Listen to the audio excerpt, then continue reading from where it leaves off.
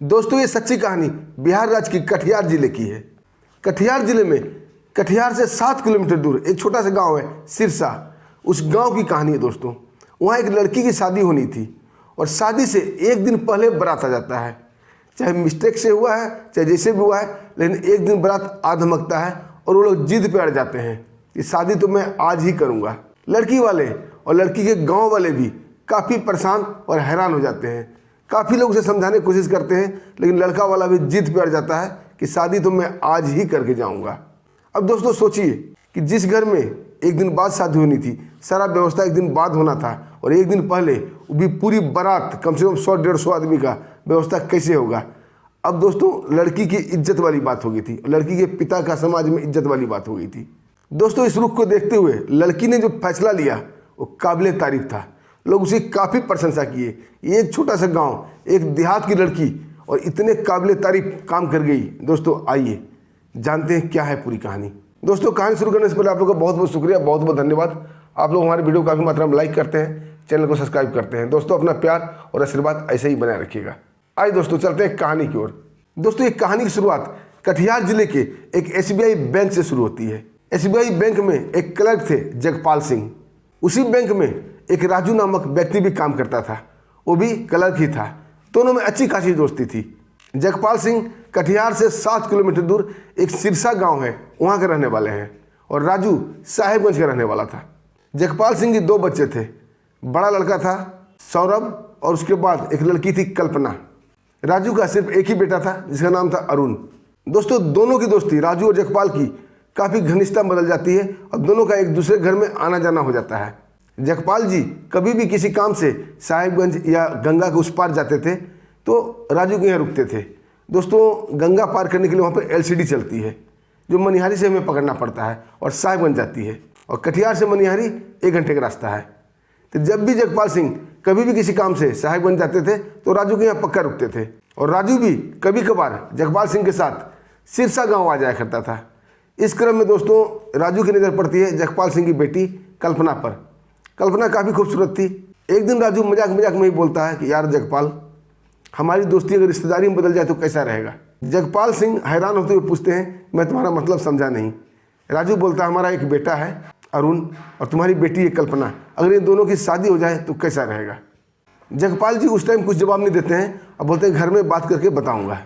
हालांकि राजू का बेटा अरुण देखने उखने में काफ़ी अच्छा था और छोटा मोटा बिजनेस करता था। जगपाल जी जब ये बात आकर घर वाले को बताते हैं और घर में सारी बातें होती है तो लड़की सिरे से नकार देती है कि पिताजी मुझे वहाँ शादी नहीं करना। उनका बेटा भी सौरभ मना करता है शादी से, क्योंकि अरुण के चाल चलन, अरुण के स्वभाव अच्छे नहीं थे। लेकिन राजू के बार बार जिद करने पर जगपाल जी इस रिश्ता के लिए तैयार हो जाते हैं। अब दोस्तों लड़की देखने का रस्म निभाया जाता है और लड़का देखने का रस्म निभाया जाता है। दोनों रस्म निभाने के बाद पंडित जी को बुलाया जाता है और एक मुहूर्त शादी का निकाला जाता है। दोस्तों शादी का डेट 26 मई 2024 को फिक्स कर दिया जाता है। पंडित जी दोनों को विवाह का मुहूर्त एक कागज में लाल पेन से लिख कर दे देते हैं, लड़की वाले को जगपाल जी को भी और लड़का वाले राजू जी को भी। दोस्तों अभी शादी में 4 महीने देरी थी। दोनों दोस्त बहुत खुश होते हैं और अपने अपने तरीके से शादी की तैयारी शुरू कर देते हैं। इधर दोस्तों राजू की इसी टाइम वहाँ से पोस्टिंग आ जाती है बैंक का, वहाँ से उसे ट्रांसफ़र कर दिया जाता है, क्योंकि राजू जी कई साल पहले से ही ट्रांसफ़र के लिए आवेदन दे रखे थे, क्योंकि उनका घर झारखंड पड़ता था साहिबगंज और बिहार के स्टेट बैंक में वो नौकरी करते थे। तो इंटरचेंज होता है। आखिरकार 2 साल बाद उनका एप्लीकेशन स्वीकार कर दिया जाता है और इंटरचेंज कर दिया जाता है। अब राजू जी गोड्डा SBI के ब्रांच में आ गए थे जो कि झारखंड में पड़ता है। वो मूल रूप से झारखंड के रहने वाले थे, साहिबगंज के रहने वाले थे। अब उन्हें झारखंड में कर दिया जाता है। अब दोस्तों दोनों दोस्त एदा कदा फ़ोन पर बात कर लिया करते थे। SBI में ऐसे भी काम ज़्यादा होता है, भीड़ ज़्यादा होती है, इसलिए फ़ोन फान ज़्यादा यूज नहीं हो पाता है। लेकिन जब भी टाइम मिलता दोनों दोस्त बात कर लिया करते थे। अब दोस्तों जो शादी की पत्री पंडित जी ने लिख के दिया था लड़के वाले को, वो पत्री खो जाती है। डेट था 26 मई। दोस्तों 26 और 25 में ज़्यादा अंतर नहीं है लिखने में, थोड़ा सा मिस्टेक है लिखने में बस। पत्री खोने के बाद लड़के वाले को याद आता है कि 25 मई लिखा हुआ था, 25 मई को हमारी शादी थी और लड़के वाले 25 मई मानकर अपनी तैयारी शुरू करते हैं। दोस्तों शादी से 8 दिन पहले जगपाल जी बैंक से छुट्टी ले लेते हैं और राजू भी इधर बैंक से छुट्टी ले लेता है। दोनों में फ़ोन में बात भी नहीं होती है क्योंकि दोनों ही शादी की व्यवस्था में बिजी हो जाते हैं। अब 25 मई को बारात साहिबगंज से चल निकलती है। दूल्हा, दूल्हे के पिता, दूल्हे के रिश्तेदार और ढेर सारा बराती यानी 100-150 के आसपास बराती थे। दोस्तों साहिबगंज से LCD पकड़ा जाता है और मनिहारी घाट में उतर दिया जाता है। वहाँ से गाड़ी खींची जाती है और कटिहार आ धमकते हैं वो लोग। इधर दोस्तों कल्पना का भाई सौरभ फाइनली शॉपिंग करने के लिए 25 तारीख को कटिहार जाता है मार्केट में, क्योंकि सिरसा का रहने वाला था। सिरसा एक छोटा सा देहात है, इसलिए मार्केटिंग वहाँ से 7 किलोमीटर दूर मेन मार्केट कटिहार में की जाती है। जैसे ही दोस्तों कटिहार में वो शादी वाले गाड़ी वाड़ी को देखता है तो देखने लगता है खड़ा होकर कि किसकी बारात आई है, किसकी बारात जा रही है। दोस्तों गाड़ी के ऊपर जो स्टिकर सटा हुआ था कल्पना वर्सेस अरुण का, वो देखते ही वो चौंक जाता है और थोड़ा नज़दीक जाके देखने लगता है। जैसे ही दूल्हे पर नज़र पड़ती है वो बिल्कुल पहचान जाता है ये अरुण है जिससे हमारी बहन की शादी फिक्स हुई थी। अब दोस्तों सौरभ काफ़ी हैरान, काफ़ी परेशान होता है और अपने पिता को फ़ोन करता है कि पिताजी बारात तो एक दिन पहले ही आ गई है, ये लोग आज ही आ धमके हैं या पता नहीं कहाँ जा रहे हैं। उनके पिता बोलते हैं ठीक है मैं आ रहा हूँ और तब तक तुम उनसे बात करने की कोशिश करो कि आखिर माजरा क्या है। दोस्तों जगपाल जी अपने कुछ गांव के लोगों को लेकर कटिहार के लिए निकल पड़ते हैं ऑटो रिक्शा करके। इधर दोस्तों सौरभ जाता है अरुण के पास, उससे पूछता है कि भाई शादी तो कल 26 को है, आज 25 को ही आप कैसे आ गए कटिहार। अब दोस्तों अरुण अकड़ने लगता है, बोला नहीं शादी 25 को है, हमें पंडित जी ने जो लिख के दिया था वो पत्री 25 तारीख का डेट लिखा हुआ था और 25 को शादी है, इसलिए हम 25 को बारात लेके आए हैं, शादी तो आज ही होगी। अब दोस्तों सौरभ काफ़ी परेशान हो जाता है क्योंकि दूल्हे उनके पिता उनके रिश्तेदार के अलावा और भी 100 लोग बारात में थे। अब 100-150 आदमी की व्यवस्था करना वो भी तत्काल तुरंत कहाँ से संभव था, वो भी एक देहात का रहने वाला कैसे इतना अरेंजमेंट कर सकता है। तभी थोड़ी देर में सौरभ के पिता जगपाल जी भी आ जाते हैं और अपने दोस्त राजू से पूछते हैं कि भाई आज क्यों आ गए आप लोग, शादी तो कल होनी है। राजू बोलता है नहीं पत्री में तो 25 लिखा हुआ था। तभी जगपाल जी पत्री निकाल दिखाते हैं, बोलते नहीं देखो 26 लिखा हुआ है। और जगपाल जी राजू को बोलते हैं तुम पत्री दिखाओ। तो राजू पत्री अपना खो चुका था, इसलिए यहाँ मिस्टेक हो गया था। अब उसे इस बात का एहसास होता है कि वो गलती कर चुका है, लेकिन वो गलती नहीं मानता है, बोलता जब हम लोग आ गए हैं तो शादी आज ही होगी। अब दोस्तों गांव के लोग भी बीच बचाव करने की कोशिश करते हैं कि भाई इतने लोगों की व्यवस्था कहाँ से किया जाएगा, क्योंकि टेंट टूंट की जो भी बुकिंग हुई थी, हलवाई की जो बुकिंग हुई थी, जो भी खाना पीना का अरेंजमेंट करना था वो तो 26 तारीख को हुआ था और 25 तारीख को इतने लोगों की व्यवस्था कैसे होगा। कुछ लोग मीडिएटर बनकर इस विवाद को समाप्त करने की कोशिश करते हैं कि ताकि मामला सुलझ जाए। तभी दोस्तों लड़की का जो भाई था सौरभ, उसका एक दोस्त था शिवम, काफ़ी घनिष्ठ मित्र था, वो शिवम को फ़ोन करता है और सारा सिचुएशन बताता है कि यार शिवम ऐसी ऐसी बात है, शादी कल होनी थी 26 तारीख होनी थी और बारात आज ही आ गई है, क्या किया जाए। शिवम बोलता है ठीक है तुम घबराओ मत, मैं कुछ न कुछ करता हूँ। और शिवम अपना मोटरसाइकिल निकालता है और आ जाता है कटिहार। जब शिवम लड़के से बात करता है, अरुण से बात करता है कि भाई आपको कल आना चाहिए था, आप आज आ गए, हम लोग देहात के रहने वाले हैं, गांव के रहने वाले हैं, इतने लोगों की व्यवस्था कहाँ से हो पाएगा। दोस्तों अब अरुण जो कि दूल्हा था वो अकड़ने लगता है क्योंकि उसके रिश्तेदार उसके संबंधी उसे चढ़ा रहे थे। अब वो एकदम बिल्कुल दूल्हा वाला रुबाब में आ गया था, बोला नहीं शादी तो आज ही होगी। ऐसे भी दोस्तों बिहार में लड़के वाले बढ़ चढ़ के ही रहते हैं, चाहे उसके पास कुछ हो या ना हो, लेकिन लड़का पक्ष हमेशा टाइट रहता है। दोस्तों अब शिवम अपने दोस्त सौरभ को बोलता है कि तुम थोड़ा देर रुको, मैं कोई न कोई व्यवस्था करता हूँ। शिवम अपना बाइक उठाता है और चला जाता है अपने भाई के पास। उसका भाई जिसका नाम दीपक था कटिहार में ही एक होटल चलाया करता था। शिवम अपने छोटे भाई दीपक को सारी सिचुएशन बताता है, अब बोलता है कैसे न कैसे इस होटल में अरेंजमेंट करो। उसका भाई दीपक मान जाता है और तुरंत वहाँ पर व्यवस्था करने लगता है। और भी कई होटल से वो बहुत सारे कुक को मंगाता है और सारे स्टाफ को मंगाता है ताकि सारी व्यवस्था जल्दी जल्दी पूरा हो जाए। कटिहार के जो 3-4 होटल उसके संपर्क में थे, उसके स्टाफ उन्हें साथ देते हैं और सारे अपने स्टाफ को भेज देते हैं उसकी मदद के लिए। अब दोस्तों ये व्यवस्था करके शिवम आ जाता है अपने दोस्त सौरभ के पास, बोलता है ठीक है कोई बात नहीं, ये लोग अगर आ गया तो आ जाने दो, हमने सारा व्यवस्था कर दिया है। और सारे बारात को लेकर वो अपने भाई के होटल में चला जाता है, वहाँ सारे को शिफ्ट कर देता है। अब सारे बाराती वहाँ शिफ्ट हो गए थे, खाना भी थोड़ा लेट सेट बना लेकिन खाना भी बन गया। अब बाराती वहाँ एंजॉय करने लगते हैं, रहने की व्यवस्था हो गया, खाने की व्यवस्था हो गया, सब कुछ हो गया। बारात वाले भी खुश हो जाते हैं, लड़के वाले भी खुश हो जाते हैं।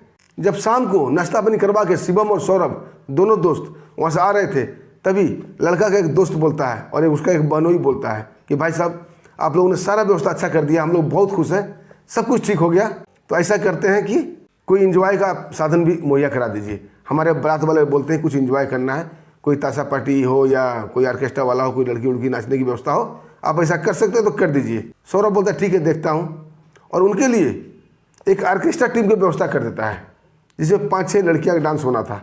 दोस्तों जब सारा व्यवस्था ठीक हो जाता है तो दोनों दोस्त सौरभ और शिवम दोनों बात करते हैं, जब सब व्यवस्था हो ही गया, खाना पीना की व्यवस्था हो गया, रहने की व्यवस्था हो गया, क्यों ना शादी कल के लिए टाल दें, क्योंकि कल के लिए हमारे गांव में सब व्यवस्था हुआ है और गांव वाले को भी कल की ही बात बताई गई है, तो शादी इनको मना लेते हैं कल करने के लिए।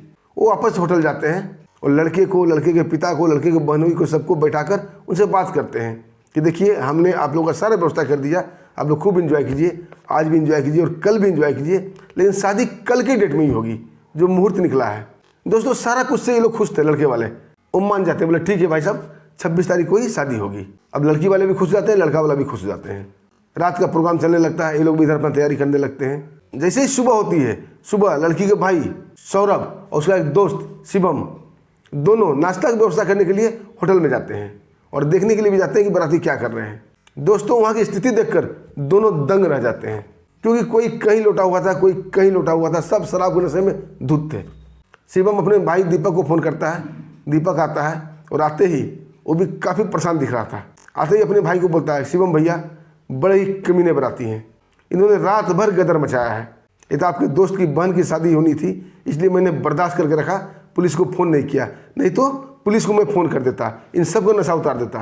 ये लोग दारू पी कर इतना हुड़दंग मचाए हैं, इतना हुड़दंग मचाए हैं कि मैं आपको बता नहीं सकता।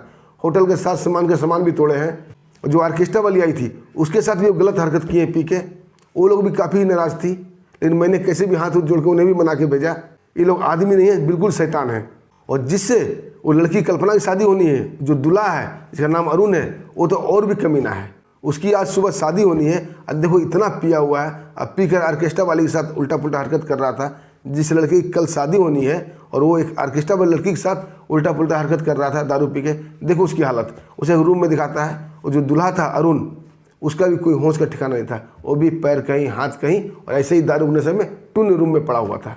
दोस्तों ये देखकर शिवम को काफ़ी गुस्सा आता है और अपने दोस्त सौरभ से बात करता है, यार आप लोगों ने क्या देखकर इस लड़के को पसंद किया है? ये तो पूरे के पूरे बराती जाहिल गंवार एकदम बिल्कुल जंगली हैं। अगर यहाँ आपकी बहन जाएगी कल्पना, कैसे खुश रहेगी, वो कैसे मेंटेन कर पाएगी? सौरभ बोलता है कि हमारी बहन कल्पना तो पहले से ही शादी के लिए मना कर दी थी, हमने ही मना किया था, लेकिन पिताजी अपने जिद पर अड़ गए थे कि मेरा दोस्त है, उसका बेटा है, शादी करनी है, तो पिताजी की जिद की वजह से हम लोग हाँ बोल दिए थे।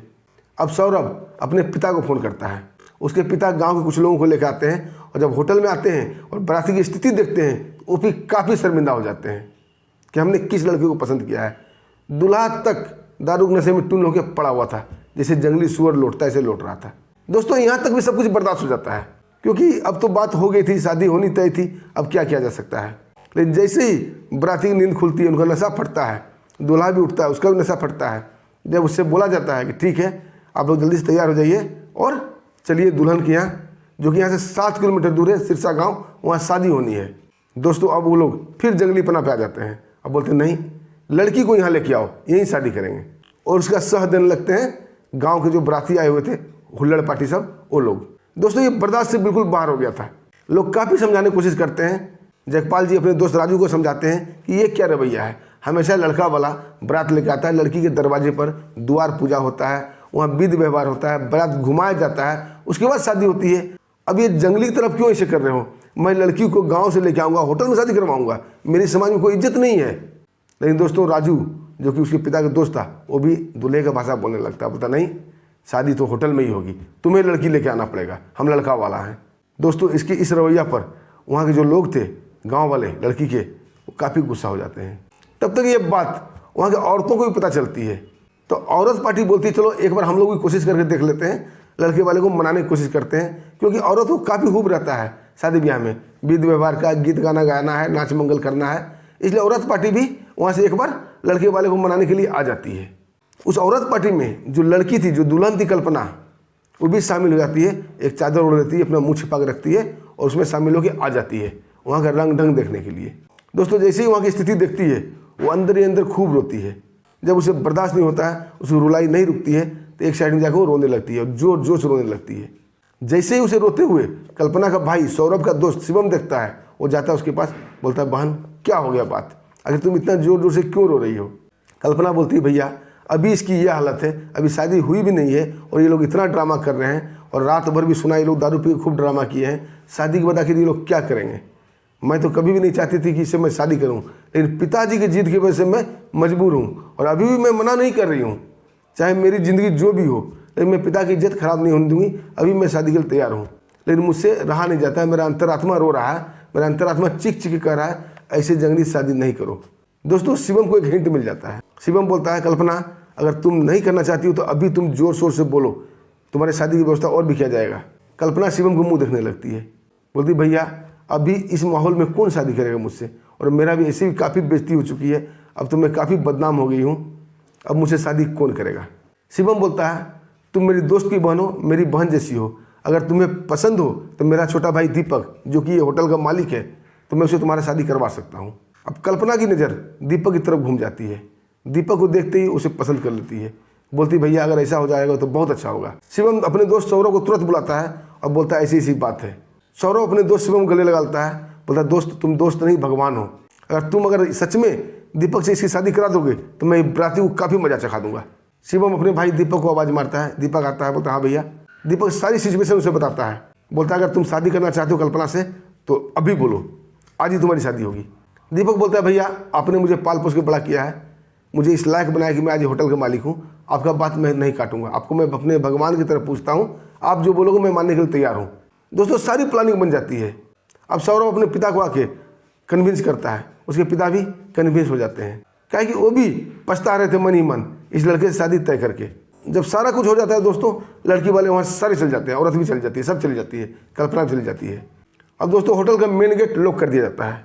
अब लड़की के पिता जगपाल सिंह, लड़की का भाई सौरभ, उसका दोस्त शिवम और होटल का मालिक दीपक सारे जाते हैं पुलिस थाने, जो कि बस स्टैंड के पास कोतवाली थाना है पुलिस का, कटिहार में। वहाँ जाते हैं और सारा सिचुएशन बताते हैं दुर्गा साहब को। जब दुर्गा साहब ये बात सुनते हैं वो भी काफ़ी हैरान, काफ़ी परेशान हो जाते हैं कि इतने जाहिल लोग हैं इस दुनिया में, और अपने पूरे पुलिस टीम के साथ होटल आते हैं और अपनी सहायता के लिए एक बगल वाले पुलिस थाने से और भी फोर्स मंगा लेते हैं ताकि बरातियों की अच्छी खातिर की जा सके। और इंस्पेक्टर को सारी बात बताते हैं। इंस्पेक्टर साहब जो वहाँ के एसपी साहब से पूरी परमिशन ले लेते हैं कि ऐसी ऐसी बात है। उसके बाद गांव के कुछ लोगों को लेकर होटल आया जाता है। तब तक इधर लड़के वाले काफ़ी हुड़दंग मचा रहे थे कि ताला क्यों बंद कर दिया, हम लोग बाहर निकलना था, यहाँ जाना था, पान खाना था, सिगरेट पीना था। दोस्तों सौरभ को दोस्त शिवम आता है, होटल का दरवाज़ा खोलता है, अब बोलता है तुम लोगों की खातिर करने के लिए मैं गया था, तुम्हारी खातिरदारी में बहुत कुछ लेकर आए, चलो ऊपर। लड़के वाले पूछते हैं आखिर क्या बात है, क्या माजरा है, तुम लोग लड़की वाले को लेकर क्यों नहीं आ रहे हो शादी के लिए। बोलता लड़की तो अब आएगी नहीं, अब तुम्हारी हमें नशा उतारना है। दोस्तों जब ये बात अरुण सुनता है जो दूल्हा था, वो बोलता क्या बात कर रहे हो, क्या हम तुम्हें बेवड़ा नजर आते हैं। सौरभ बोलता तुम बेवड़ा नहीं, तुम महा बेवड़ा हो, अभी तुम्हारा नशा उतारने की बारी आ चुकी है। और दोस्तों पूरी पुलिस टीम को बुलाता है और साथ में गांव वाले भी, डे डंडा पूरी तरह से सभी बराती को जम के पिटाई होती उसी होटल में। जैसे वो लोग रात को नंगा नाच फैलाए थे, उसी तरह दिन में पुलिस वाले और गांव वाले मिलकर उस बराती की अच्छी खबर लेते हैं, खूब पिटाई करते हैं।